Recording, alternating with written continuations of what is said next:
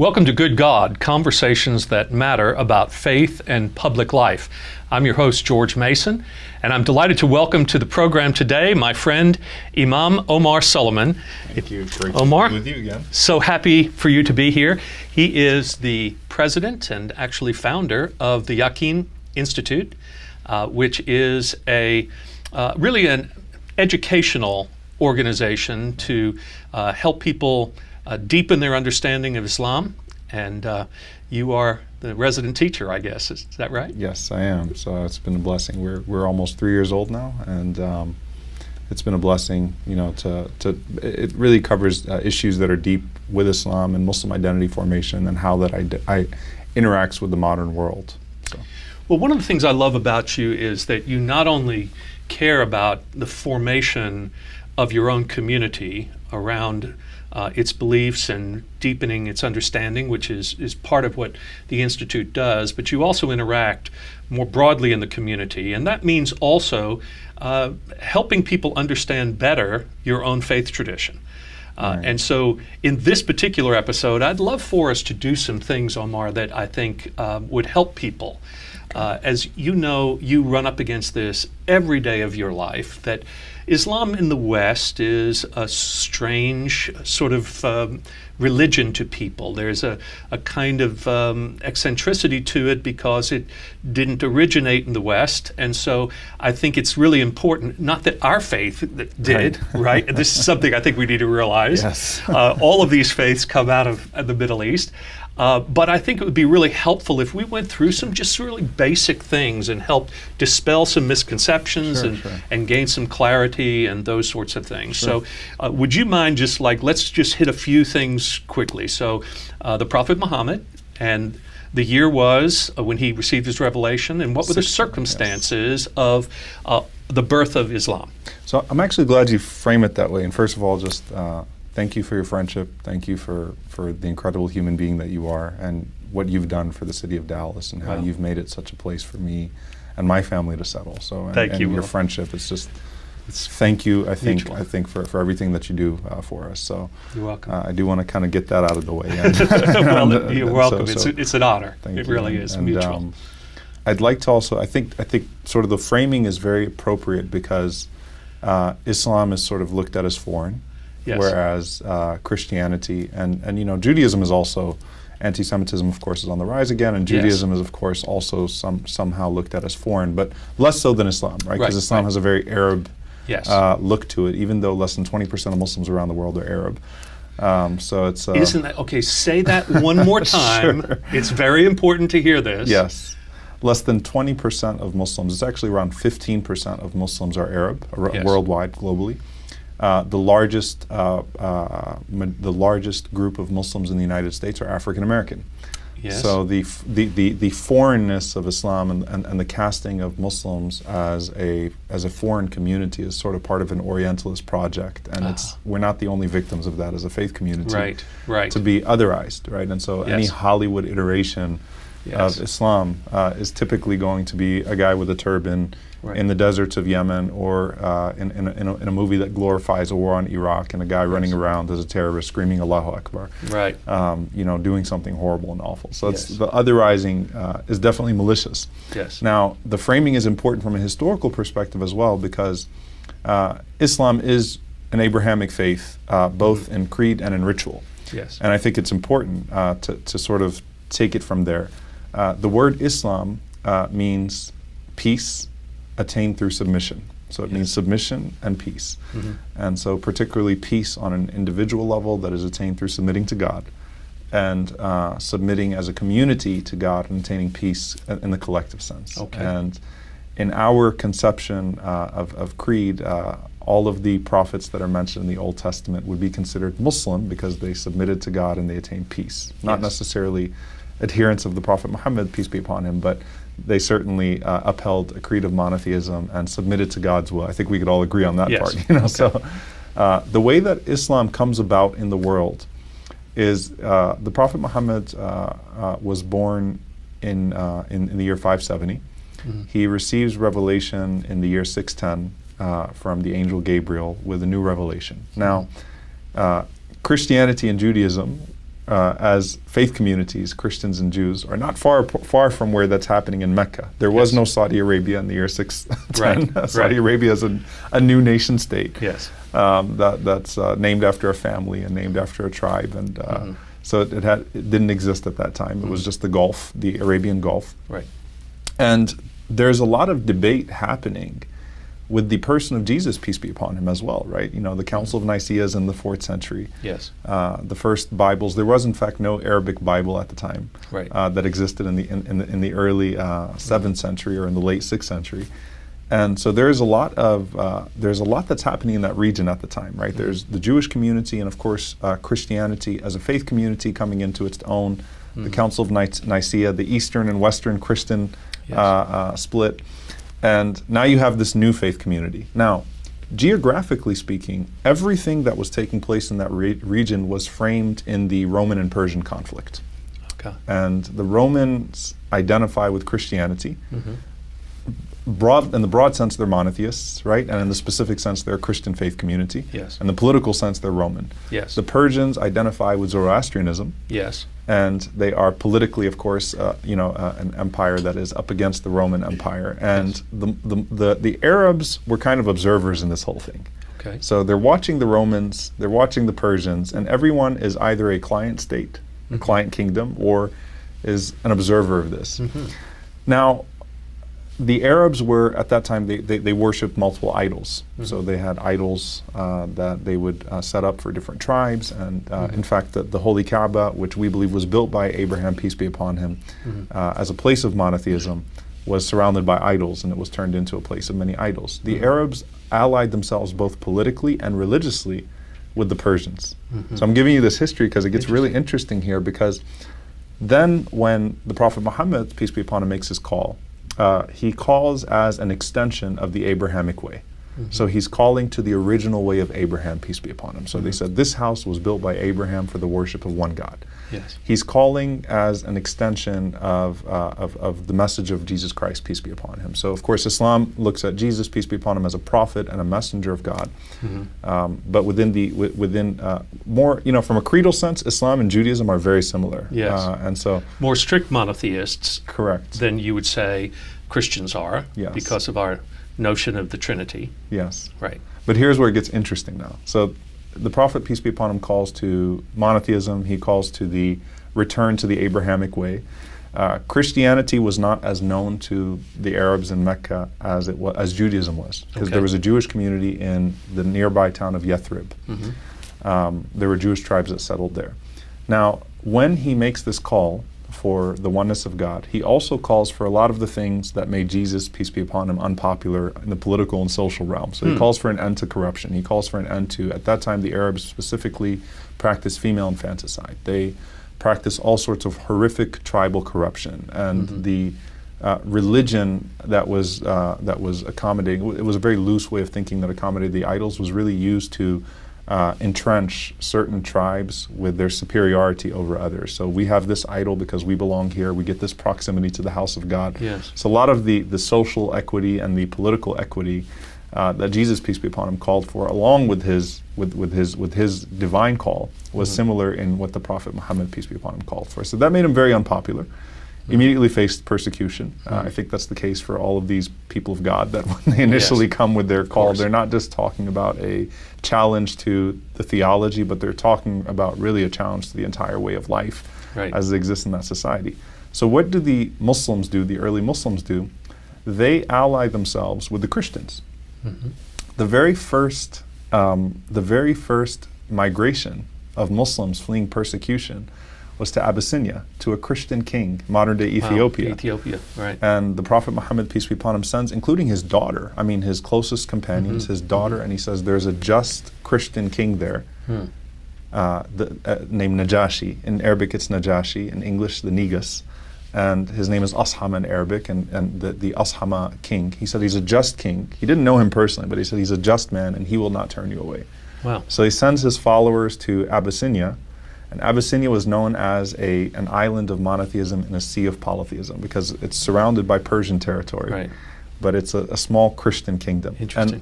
And Najashi accepts these Muslims, and then you have the second migration, which is to Yathrib, which becomes now Medina, the city of the Prophet Muhammad, peace be upon him. And the Muslims and Jews form what is known to many historians as the first constitution in the world. They form the Charter of Medina, where the faith communities come together, and they form an agreement amongst themselves about how they will protect one another, how they will embrace the pluralism that now exists in the city of the Prophet Muhammad, peace be upon him. And there's a chapter in the Quran called Rome. And the chapter of Rome talks about the Romans and the Persians. And the Arab polytheists were taunting the Arab Muslims and saying that just as the Persian polytheists are destroying the Roman monotheists, we too will destroy you. And so there's a turn. In the same year that the Muslims flee persecution from Mecca to Yathrib, where they're welcomed and it becomes the city of the Prophet, Medina, that same year where the Muslims attain their victory, the Roman Empire sort of rebounds against the Persian Empire. Now, that's not to say the Roman Empire was great. It's not great. Right. That's to say that there was a natural inclination. The Muslims sort of connected themselves naturally to the monotheists that they knew. And the Prophet Muhammad, peace be upon him, framed his call as an extension of the Abrahamic call. So let's just pause there for a moment and reflect upon the idea that we have three major religions that trace their lineage to Abraham. Yes. We call them the Abrahamic religions, but in each case, the birth of these religions springs forth from a sense of moral and cultural and political crisis of some sort. Correct. So in every case, what we have is a kind of sense of inbreaking of God. The world is not as God has intended it to be. There is oppression of one people over another, one culture over another.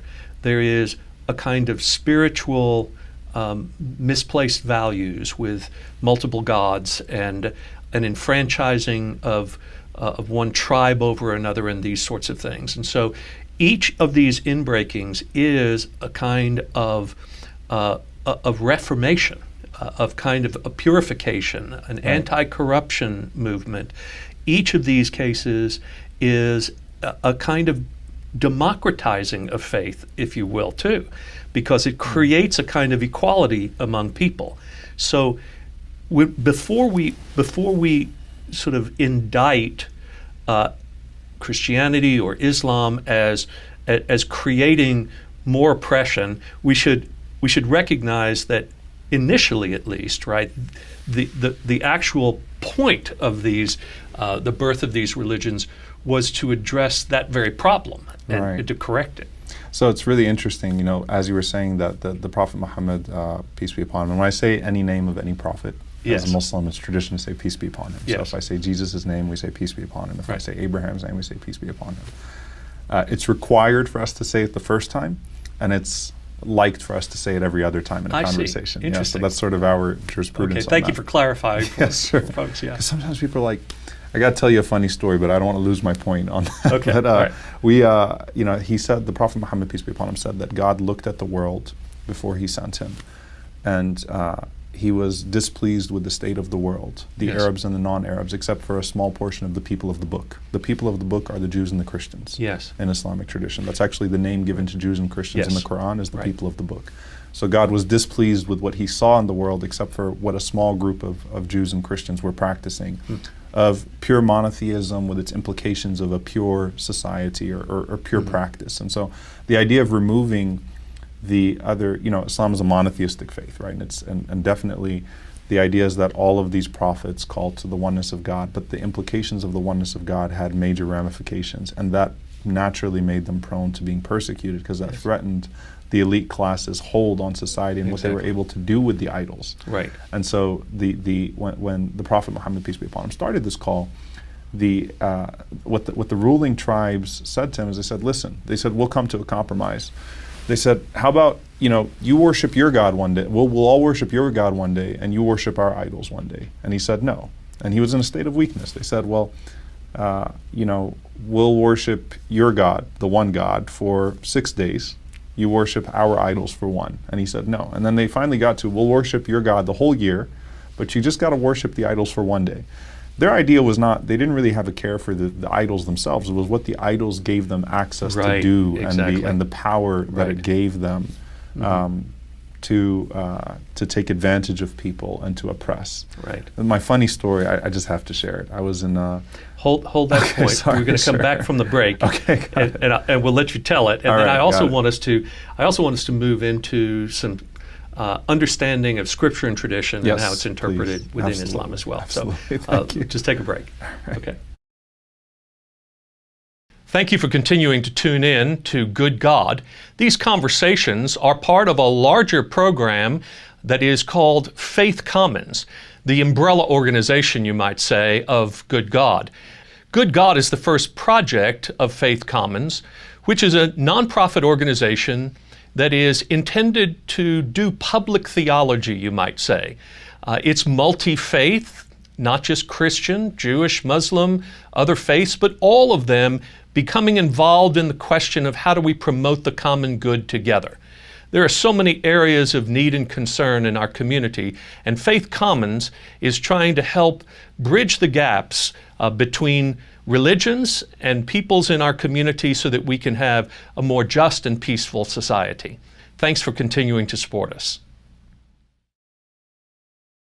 We're back with Omar Suleiman, and he was just about to tell us something funny. Yes. So my funny story is that I wrote a paper on Jesus, peace be upon him, in Islam and Christianity in high school.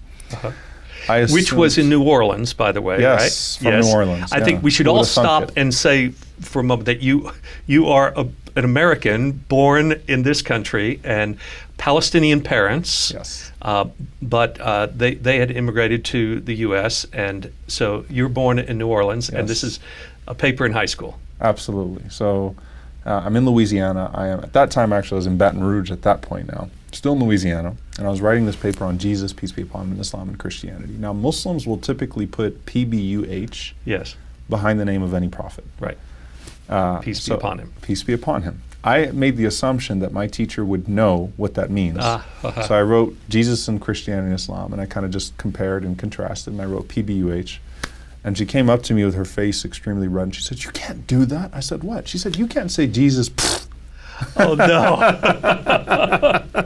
As if you were scorning. Yes. Jesus. Oh, my She goodness. read the first line and she said, Okay, but see, "Can't this do is that." this is exactly to the point of Yes. why we need these conversations, Yes. right?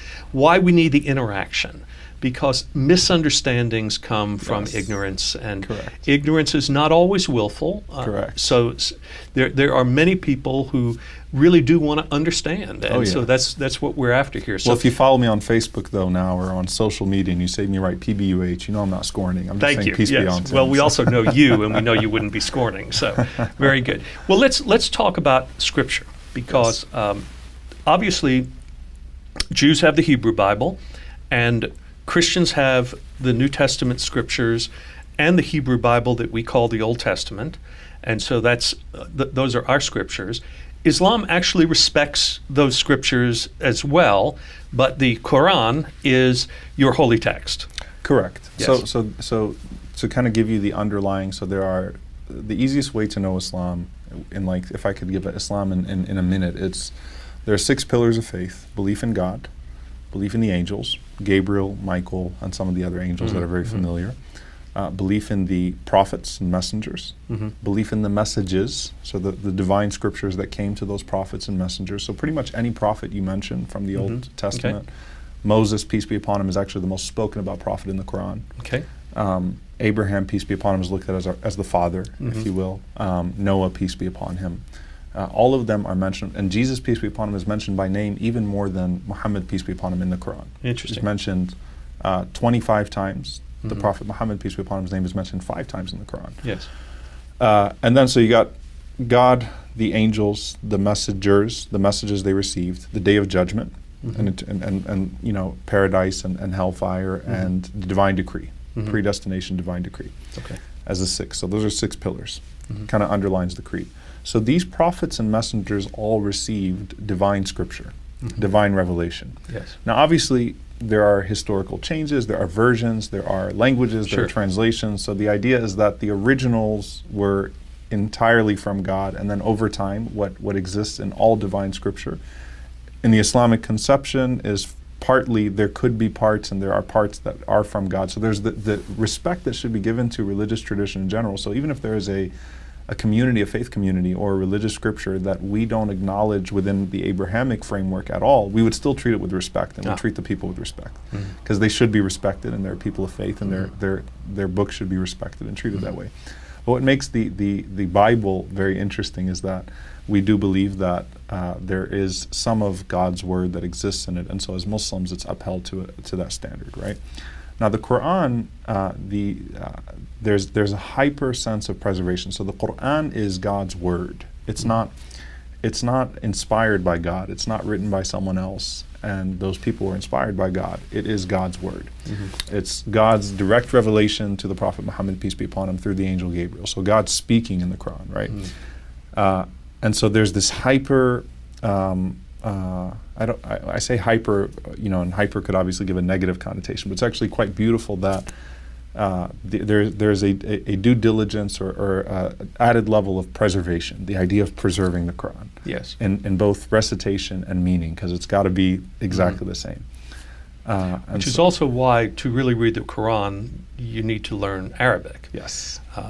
Because that's how it was delivered. Yes. And there's quite a tradition of people learning to recite the Quran by heart. Yes. Which is really quite a challenge too. It is a great challenge. So the Quran, so 1,400 years. This is only one version of it. There are no versions of it. It's recited in Arabic everywhere around the world. Yes. The beauty of that is, if you walk into a mosque in Dallas, Texas, the imam, the person leading, who memorized the entire Quran, about 600 pages by heart, could be from Somalia and be corrected in his recitation by someone from China. And we see it happen all the time. Really? And it's just beautiful to see people from all over the world all reciting it in the exact same way, and they could correct every ooh and ah sound. Yes. Not just the word if it's missed.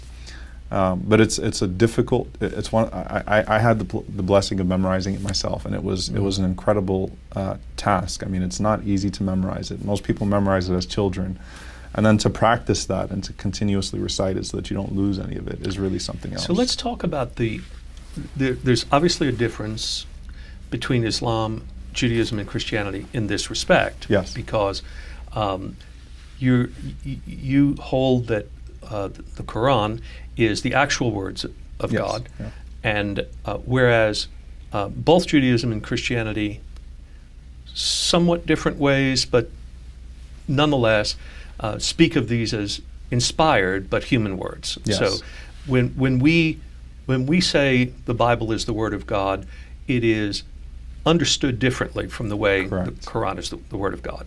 Yet my guess is that we have a similar challenge, and that is it's very easy to say something about the authority of our Scripture. It's another thing to realize that when you are reading and interpreting it, you are trying not to get caught in the letter of it, but to find the spirit of it, the meaning of it, so that it lives today. Because here it's delivered 1,400 years ago, or in our case, 2,000 or 3,000 years ago, whatever. And so it still needs to have relevance today. Correct. And therefore, there have to be interpreters of this who are finding the spirit of this text. Correct. So how does that work similarly or differently because of the difference in understanding? So, to your point, Islam was very much so about guarding not just the text itself, but the context as much as possible. Okay. Because if you take text without context, you could turn Harry Potter into a violent book. You could do all sorts of horrific things. Yes. And then do it in the name of God. Right. Which we've seen from all of our faiths. Correct. We've seen people have not, unfortunately been restricted by those original contexts, and will happily take verses out of context and do what they do. Right. And of course, this idea of, I should say from the onset, this idea of an association with the Quran with violence, or Islam with violence. Statistically speaking, the verses about violence, now we would say that the Quran, the New Testament, and the Old Testament, framed in context. They should be understood in a certain way. But statistically speaking, the Quran has the least mentions of violence of any holy book. But the association is very strong. Of course. And so there's this verse, for example, which is in response to the persecution of those Muslims when they fled to Yathrib, which became Medina, the city of the Prophet Muhammad, peace be upon him, where they did not take up the sword, they did not fight. For 13 years under persecution, they said, listen, we'll go out at night, we'll take these people by surprise. And the Prophet Muhammad, peace be upon him, said in Arabic, he said, "Ma umirtu bil qatl," I was not sent to kill people, I was not sent to hurt people. Yes. He said, but I was sent as a mercy. Yes. That was his response. They get to Medina, they're chased, they're killed, even in travel, and their things are taken, their belongings are taken in Mecca. And then, even in Medina, the Muslims are saying, can we fight back now? Is there a concept of defense? Do we fight back? And that's where the verse came down. The very first verses about fighting was giving permission. God has given you permission to fight while it is disliked to you. So it actually starts that way. Yes. Then it says, so kill them wherever you find them. Now, the way that an Islamophobe would take that is they take that verse and they say, the Quran says, kill them wherever you find them, i.e., in parentheses, Jews, Christians, infidels, Yes. just throw everything in there. Right. And then you continue with the verse and it says that and if they incline towards peace, then incline towards peace. God does not love the aggressors. And the Prophet Muhammad, peace be upon him, commented on that and he said, لا تتمنوا لقاء العدو, never wish to meet your enemy. Yes. Never wish for fighting, never wish for battle. But then there are some times, and then he said, but if you do, then then show courage and sincerity and great zeal as you fight back, and you fight under a noble cause rather than in terrorizing and in the vigilantism that we see today and the bigotry and all these things that are done in the name of sacred text. So the hadith here is where this comes into play. How did Islam try to preserve the original meaning of the Quran? There was great care given to the words of the Prophet Muhammad, peace be upon him, himself describing the verses of the Quran. And this is the hadith, the words of the Prophet. The words of the Prophet. And scrutinizing if someone claims that I heard the Prophet say, there's scrutiny of that person's character and whether it's corroborated by other people, the context of it. Because if I say I heard him in a sermon, well, who else was in the sermon? Yes. And so it has to be corroborated. It's got to be there's got to be a trustworthiness, a character test of the person that's relaying the words. So there's chains of narration. So preserving the hadith was the first guard, and then comes scholarly authority, which is the sunnah. Yes. So after the hadith and then the sunnah, the person of the Prophet, peace be upon him, you get to these scholars that study, jurists that study the original intent and then try to prescribe based upon that with modern contexts. And this is where it gets interesting. Someone asked the other day, does Islam have a pope?